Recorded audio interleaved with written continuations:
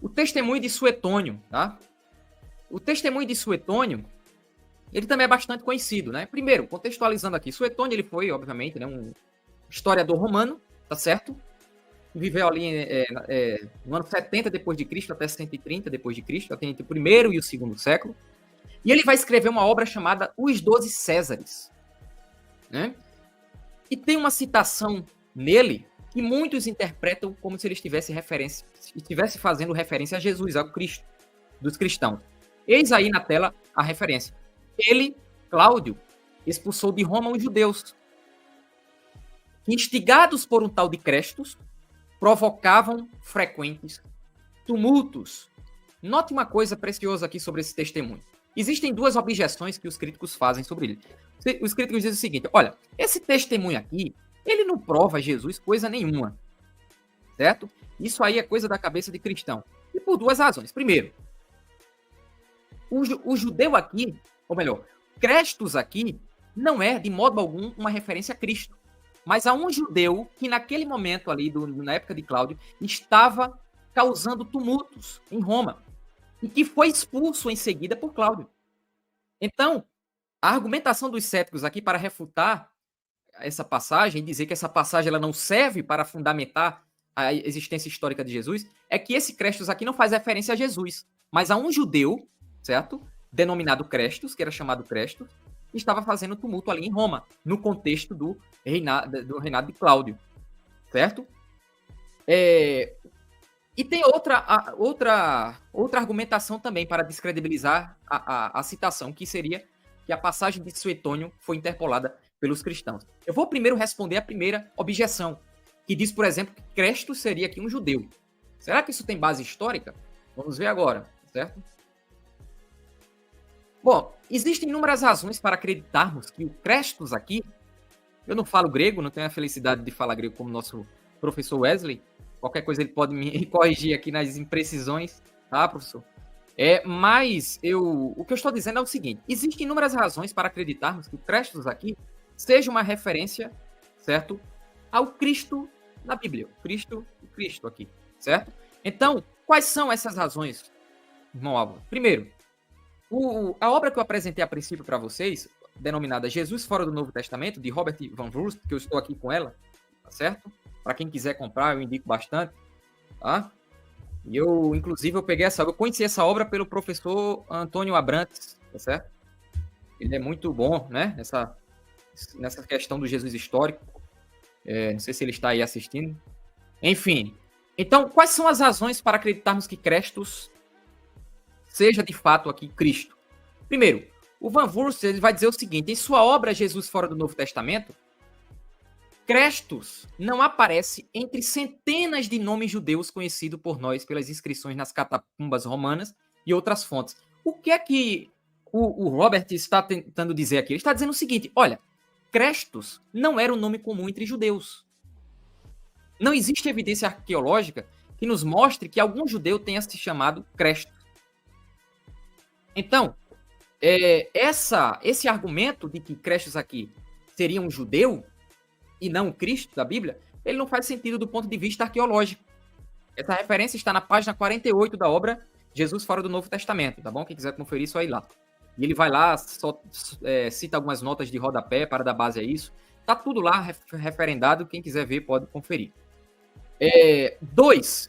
Outra razão para acreditarmos que Crestus aqui é de fato Cristo e não um judeu qualquer aí, né? Vamos lá. Segunda razão existia uma confusão natural entre os historiadores pagãos que geralmente trocavam Cristos por Crestus.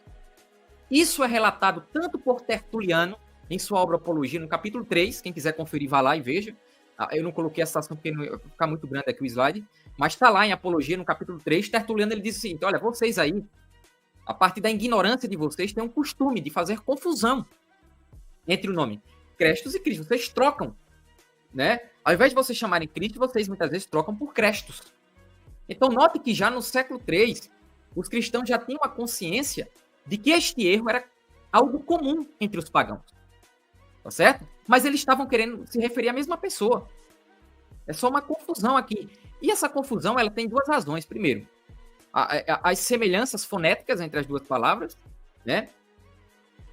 Essa seria a primeira razão, tá certo? Sim, eu até esqueci de outra referência, que Lactâncio também fala sobre essa confusão, né? Institutas Divina, tá aí na referência para vocês verem, no capítulo 4.7.5. Então vocês podem conferir que Lactâncio também sustenta essa ideia de que havia uma confusão natural entre os pagãos sobre o nome Cristo e Cresto. Eles trocavam, mas no final das contas eles estavam se referindo ali ao mesmo personagem, à mesma pessoa, tá certo? Uma outra razão para crermos na autenticidade desse testemunho, eu coloquei aqui o seguinte: no que concerne a expressão instigador, porque é o seguinte, eu já vi um cético aí, né, dizer o seguinte em um vídeo: não pode ser Cristo, porque a expressão que Suetônio está usando aqui é que esse Crestos, ele está instigando naquele momento. Ele está fazendo problema, ele está criando problema naquele momento, no momento do reinado de Cláudio. Então isso não pode fazer referência a Cristo, porque Cristo é anterior a Cláudio, né? Então eles usam isso como argumento. Mas vamos lá, qual é a resposta que eu daria a isso? Primeiro, no que concerne a expressão instigador, ela indica confusão de Suetônio em termos de localização histórica sobre quem ele está se referindo. O tal Crestos, que na verdade seria Jesus. Ou seja, erros sobre a origem do movimento cristão eram naturais, né, entre pagãos. Então, você vai ver erros sobre a origem do cristianismo em Luciano, Samosata, em Tácito. Tácito, por exemplo, a gente vai ver já, Tácito parece acreditar que o movimento cristão tinha surgido antes da morte de Cristo. Ou seja, outra imprecisão histórica sobre a origem do cristianismo em Tácito. É natural, eles são pagãos, tá? Estranho seria se esse erro fosse de um interpolador cristão, porque ele estaria demonstrando uma imprecisão acerca da sua própria fé, o que seria algo absurdo, tá? Então, o instigador aqui indica confusão em termos de localização histórica sobre o personagem que Suetônio está se referindo, né? Ele estava ali falando de Cristo mesmo, só que ele troca o Cristo por Crestos. Outra razão por que ele troca Cristo por Crestos, que eu quase esqueço, é que o termo Cristos causava estranheza ao romano, né? Cristos ali banhado ao óleo, né? A pessoa ungida, isso era muito estranho para o romano. Crestos, para ele, era mais familiar, digamos assim. Então, muitos romanos, provavelmente, eles, né, no caso de Suetônio, entre outros, eles olhavam e diziam: olha, eu acho que essa galera aí está querendo falar Crestos. Aí foi lá e colocou Crestos. É provável também, é uma possibilidade, tá? Para explicar essa confusão, né, que Tertuliano relata e que Lactâncio também relata, tá bom? Então, eram erros comuns que os pagãos cometiam. Você vai ver erro em Tácito, em Luciano, em vários que vão falar ali, vão citar sobre Jesus. Então, eis a razão aí. Então, qual é a conclusão que a gente tem sobre esta citação? Para a gente ir para Tácito. Que faz sentido, sim, acreditar que ela, de maneira razoável, fala, sim, de Jesus, do Cristo da Bíblia, tá certo?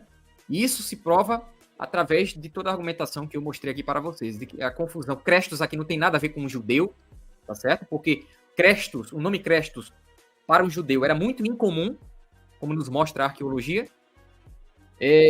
A confusão entre Cristos e Crestos também é um argumento, tá certo? E a questão do instigador pode ser respondida a partir da perspectiva de que Suetônio provavelmente cometeu ali um erro de localização histórica sobre Jesus. Só isso, tá bom?